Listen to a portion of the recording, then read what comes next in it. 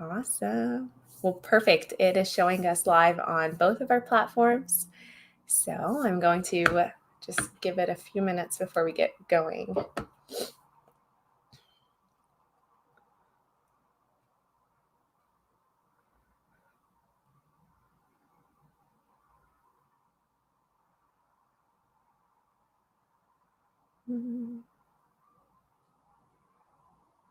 I already see at least one person that's on here. So as you guys are starting to hop on, you know that I like to give it a few minutes for Facebook to alert you that we're live. So do me a huge favor and give me a thumbs up on the video if you're excited for this broadcast, if you see us, if you just like our faces, if you're bored. Just don't give me the angry face. I never like that. That's an awkward emoji. And then feel free to start typing in any comments that you might have, and we'll get started momentarily.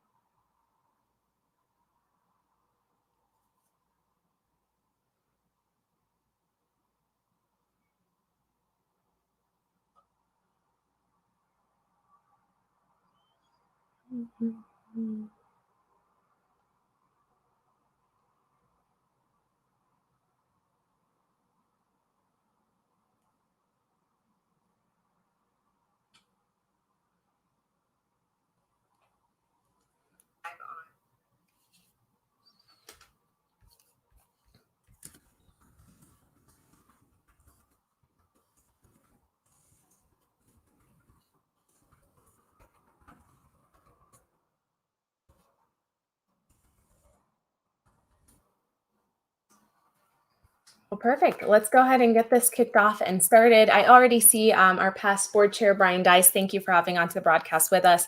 As you all are starting to come on here and hopefully see that we are live in real time, make sure that you let us know who it is that's viewing. You can do that by reacting to the video. Of course, you can also do it by commenting on this video so we can give you some shout outs along the way.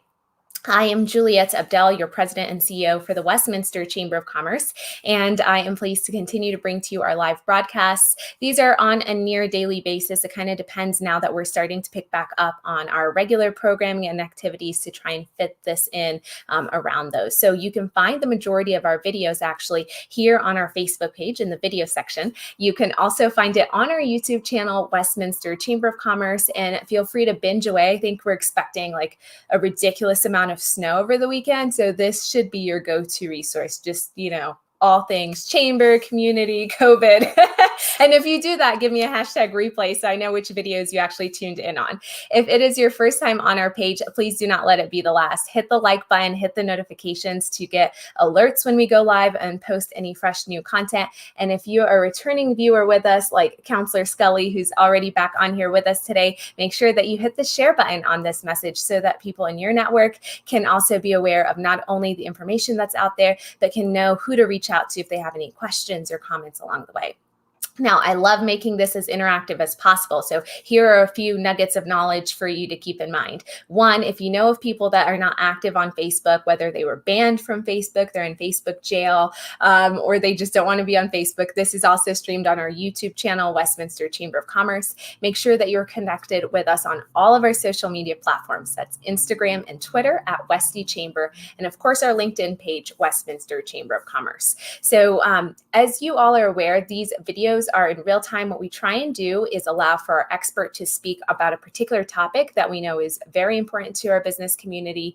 And then we allow for you to engage with them. The number one way that we engage with you is through the comment section. So below this video, whether you're watching on a desktop or a mobile device, you have the opportunity of writing us either good morning messages, remarks, any feedback, things that might come to mind, or topics that you really want us to touch on today, just ahead of us actually going in detail that you want us to know. Just type that into the comment section.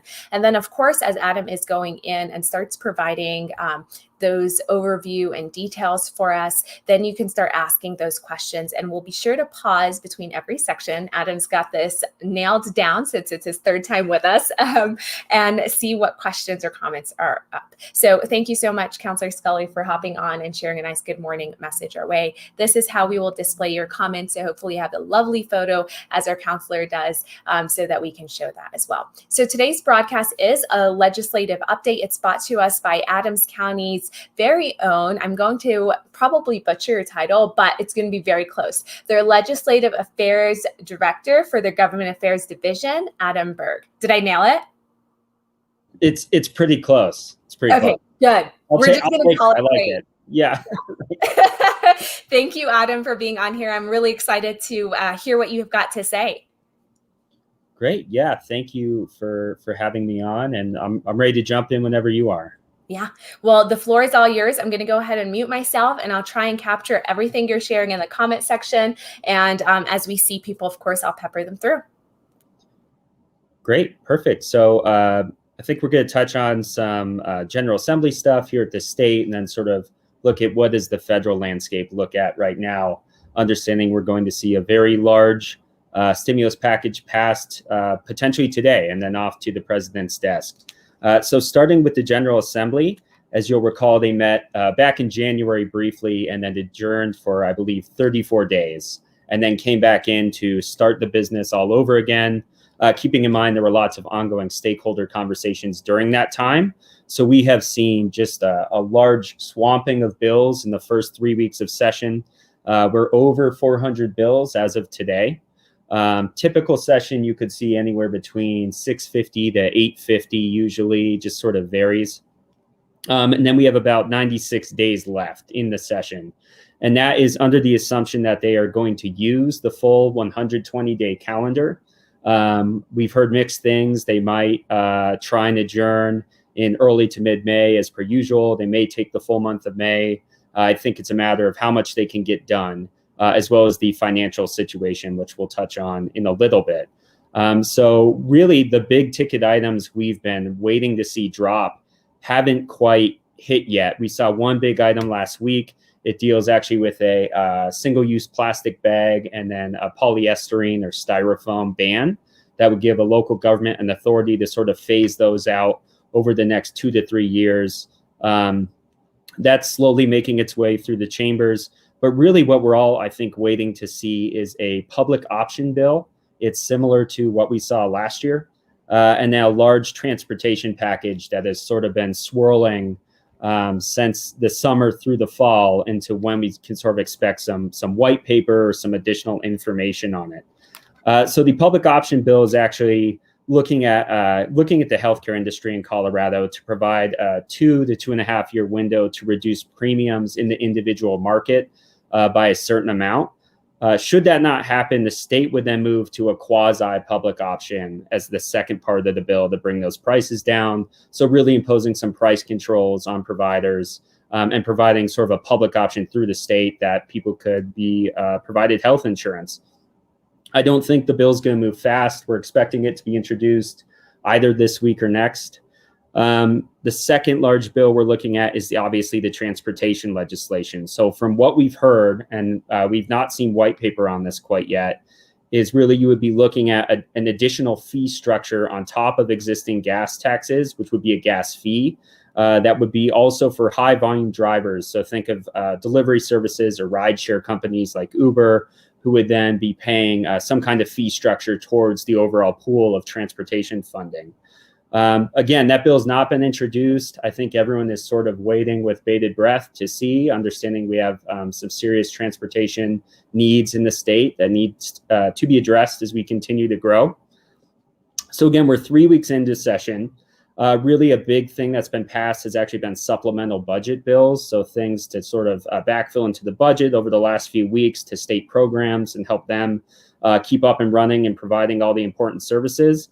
And those are really aimed at offsetting the negative effects of the pandemic that we continue to see, optimistically hoping we've turned a corner, continue to see job growth, both nationally and here in Colorado.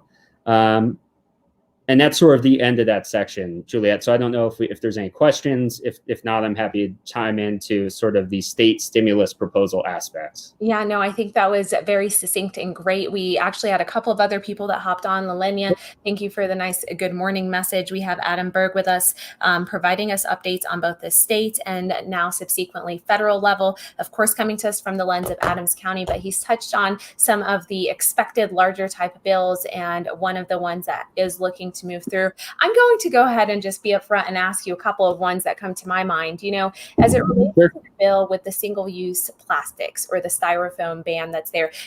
How did that come to fruition, right? Like, who is the one that's trying to bring that forward? Like, is this a group?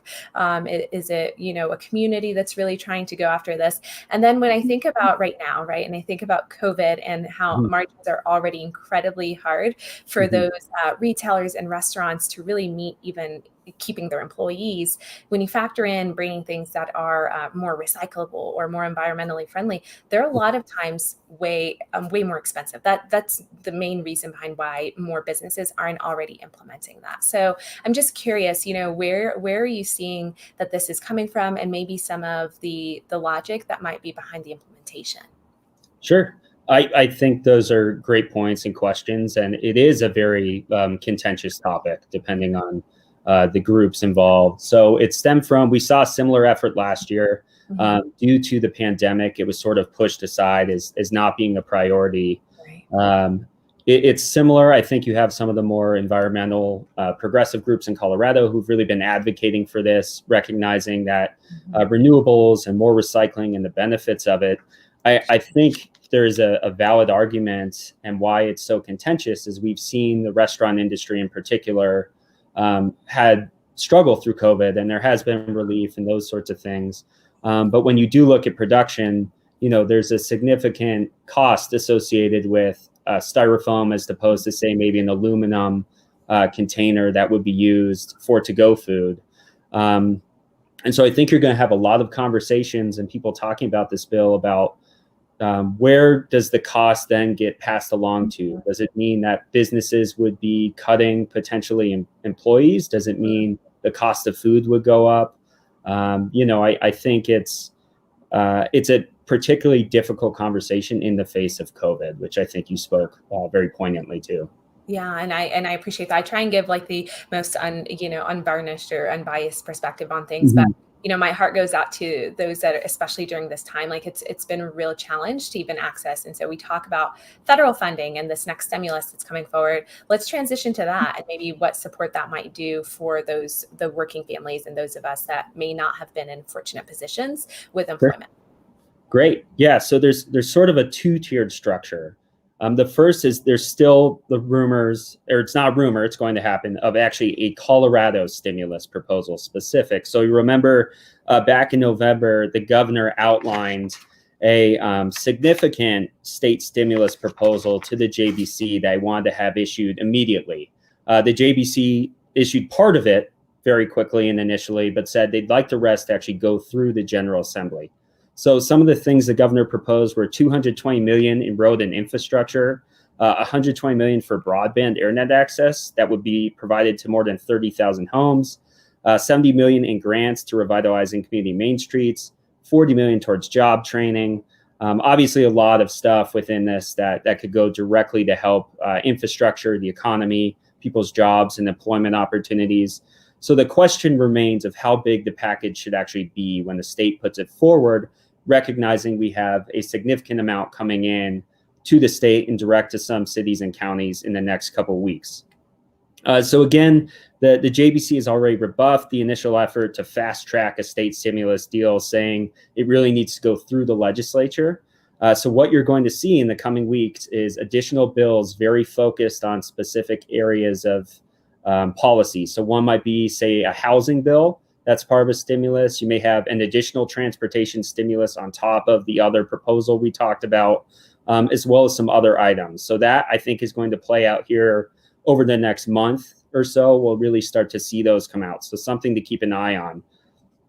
And then the big thing to keep an eye on as we go forward is actually the March budget forecast. So as you know, the JBC and the legislature do have to pass a balanced state budget every year. The next forecast is actually expected on March 19th, where they're going to do their economist quarterly update to the Joint Budget Committee.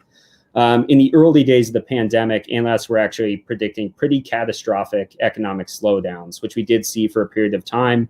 You'll remember the legislature actually slashed about 10% overall spending in the past budget year to try and account for that, which was roughly $30 billion. The good news is we are sort of predicting an economic pretty rosy economic forecast on the 19th. And if that's the case, and it means more money is going to be coming in from tax revenue and all these things and investing in jobs, it's what are we going to do with the extra cash that the state then has on hand, and also recognizing, Tabor restrictions and those sorts of things. So the governor wants to be sort of bullish in terms of providing money to the economy directly, maybe adding to the stimulus package he proposed. The legislature, on the other hand, is sort of more interested in balancing out the priorities from last year, as well as restoring some of the cuts they saw initially from the budget that they had to put forward in the wake of the pandemic. So with that, we're looking at potentially a stimulus package coming through the General Assembly of anywhere between $1 to $1.3 billion, somewhere total, through the General Assembly via the governor, essentially. That's separate from the federal stimulus, which I'm happy to stop, see if we have any questions, and then sort of talk about where we are with the $1.9 trillion COVID package. Yeah, no, this is great. And I'm trying to capture this last sentiment of an estimate of $1 to $1.3 million expected to come forward with this state stimulus package. Yeah. And I'm glad you've separated the two, because, when we're starting to think of like millions and trillions, and then we throw in, budget percentage cuts and everything, the numbers are out there and it tends to be confusing if you're not somebody that's watching this on a continual day-to-day basis. And so, to summarize that, and I think what I've been able to capture is, there is that dichotomous view right now of what to do with this forecast that we're seeing, or with this expected economy that hopefully will not only rebound, but will continue to grow. And whether it's going to a robust package that supports holistically a lot of areas in our community that needs it and across the state, or it's to fill some of those cuts that were already done. And then when you're looking at those cuts, that conversation really opens back up some of what we shared around that time last year, which is, what areas are going to be the ones that are cut. Similarly, areas are going to be the ones that are able to receive some of that increase in revenue that may not have been predicted. So I'm not seeing any questions. Either we're boring people, or we have done such an excellent job that they're just like meticulously taking down all those notes. And I'm going to go with the latter of the two. I agree, right? Yeah. Right. And have us actually go in a little bit more of a, a national update if possible, and give us maybe that lens. And I know that, being in the county, you really look at, anything that implicates the county. And so that's why we're really looking at the state, we're looking at federal, and we're giving those perspectives to our public. Yeah, absolutely. So I think we've all been watching the Federalist package sort of moving its way through the House, then to the Senate, and now back to the House for reconciliation purposes. So it is a $1.9 trillion relief package. What's interesting, a statistic I actually heard the other day, is when you look at the amount of federal relief that's been provided between the multiple packages, over 20% of US dollars currently created that are in circulation were created this year. So that tells you the amount of federal funding that's sort of being flooded into the markets to try and improve the fiscal situation. So under the proposal, just some key provisions, millions of Americans would receive $1,400 stimulus checks. Additionally, there would be a jobless benefit extended through September 6th. That's an extra $300. That was amended in the Senate. It was $400 in the House. The Senate came back and said $300, which it sounds like is the final number. If the bill is signed into law by March 14th, which is the day unemployment benefits are currently set to end, people should start receiving deposits between March 22nd and March 29th is currently the federal government's estimate. So within the month, which is pretty quick, and I know much needed relief for a lot of people. It would extend the unemployment benefits, the two main ones, which is pandemic unemployment and then pandemic emergency unemployment compensation. Both programs will be extended until September 6th. The child tax care credit would include a temporary increase for the 2021 year. There was a lot of conversation, I think we were all watching, about a $15 federal minimum wage. That was not approved because the Senate parliamentarian, through the process they're using currently to pass this budget, said it's not specific to actually federal funding. It's something that's more of an outlier, so it can't be voted on. So we're seeing separate efforts in both the House and Senate to pass a $15 minimum wage that won't be part of this COVID relief plan. They'll have to be separate bills. So something to keep in mind on as we go forward through this. In terms of forbearance and foreclosure, back in February, the Biden administration actually extended forbearance and foreclosure on federally backed mortgages. It's sort of a different story for some of the others. Eviction moratoriums, there is no extension within this. That is actually set to expire on March 31st at the national level. Those states are sort of moving through their own process to figure out how to do this.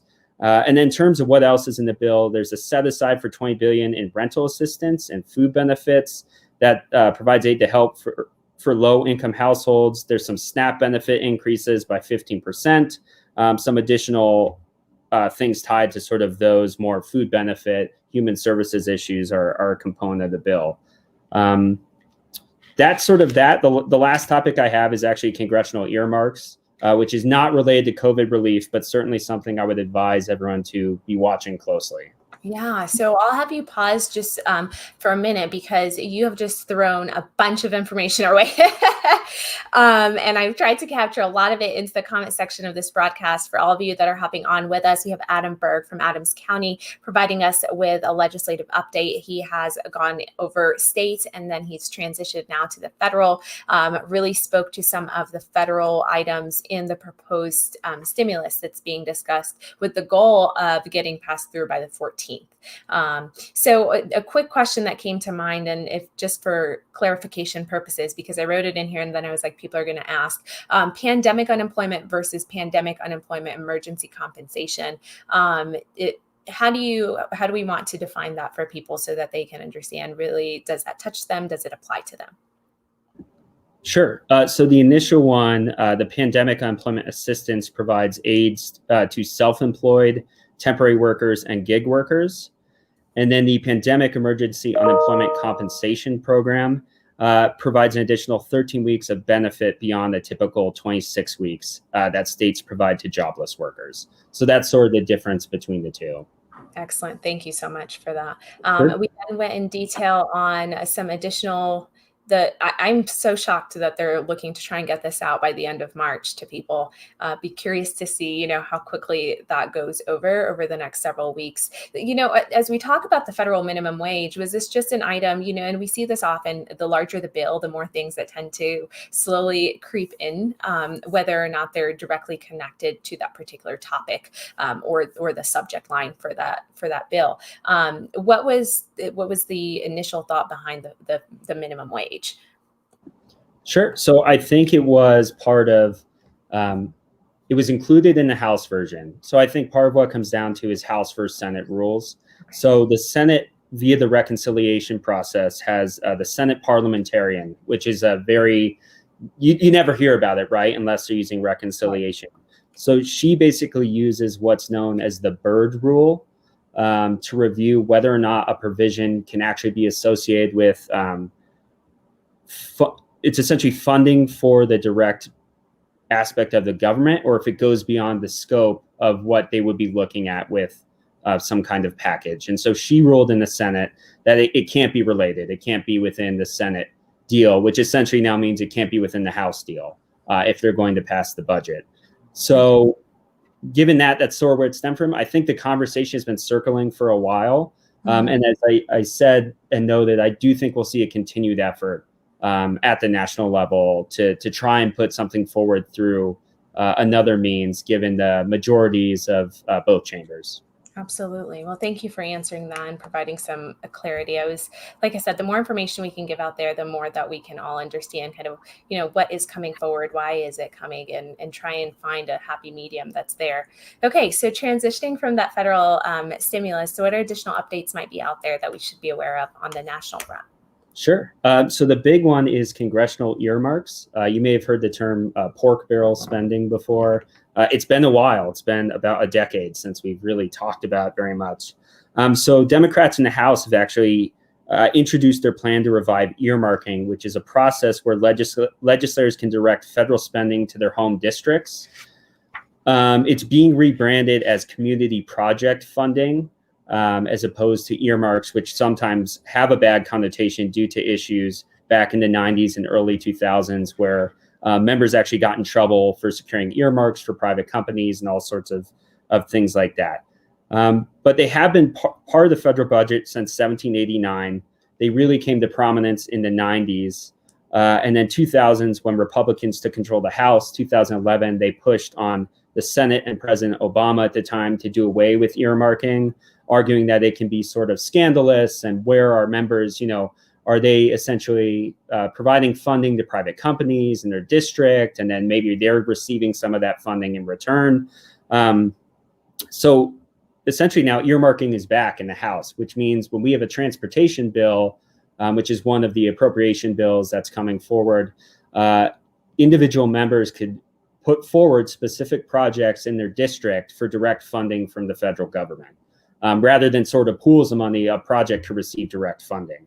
And moderate members of Congress really like these, as do I think some on the further ends, because it can get moderates more easily to vote for a bill when you say, we know you don't like the whole thing, but you have a set aside of X amount going back into your district towards infrastructure projects that you can point to when you're up for re-election in 2 years.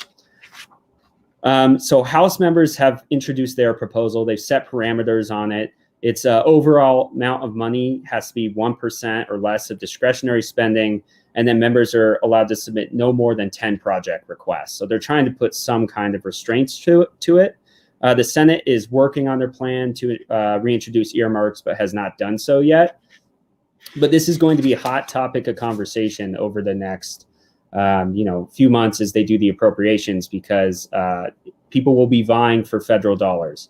So I would recommend people follow this closely and talk to local governments about what projects they may be supporting.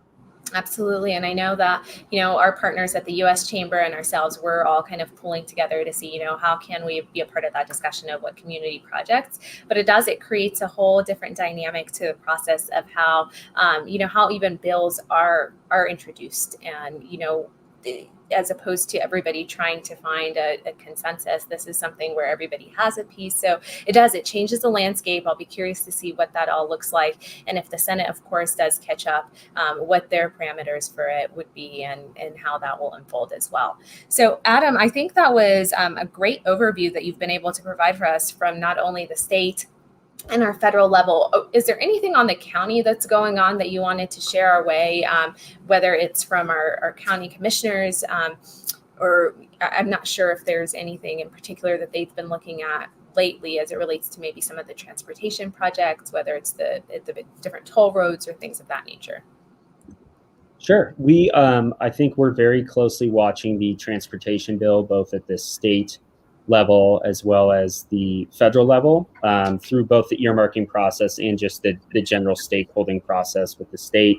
The other big thing I would note is we're starting to get a more clear picture of the type of funding the county will receive directly as part of the stimulus package, because we are large enough that we will receive direct funding. So our understanding as of now is we're looking at around $100 million in direct funding to the county. We received about $90 million in the CARES Act. So a significant amount of money that will hopefully be able to get out to community and really help as we hopefully are turning a corner and getting back to some semblance of economic growth and normalcy to help us keep moving forward.